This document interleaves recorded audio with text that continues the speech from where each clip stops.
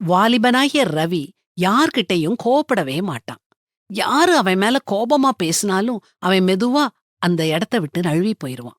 மத்தவங்க அவனை எரிச்சலூட்ட எவ்வளவுதான் முயற்சி செஞ்சாலும் அவன் எரிச்சல் பட மாட்டான். அவனோட வேலை செய்யும் முரளிக்கு ரவி யார்கிட்டயும் கோபப்படாம எரிச்சல் படாம இருக்கிறத பார்த்து ஆச்சரியமா இருந்துச்சு. அவனை பார்த்து, ரவி, நீ எப்படி கோவப்படாம இருக்க? எனக்கு சின்ன விஷயத்துக்கும் மூக்குக்கு மேல கோபம் வருது.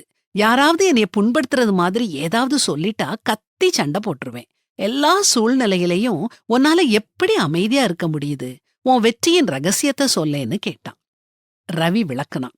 நான் சின்ன பையனா இருந்தப்போ எதை செஞ்சாலும் நான் தான் வெற்றி பெறணும்னு நினைப்பேன். அதே சமயம் நான் அதிக கோபப்படுவேன். அப்போ என் பெற்றோர் என்கிட்ட ஒன்னு சொன்னாங்க. யாராவது எரிச்சல் மூட்டும்போது நான் கோபப்பட்டா நான் தோற்றவன், அவன் ஜெயிச்சவன்.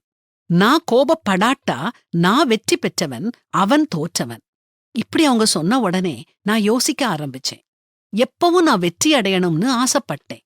இப்போ என்னை கோபப்படுத்துற எல்லாரையும் நான் தோற்கடிக்கிறேன், நான் ஜெயிக்கிறேன் அப்படின்னு சொன்னான்.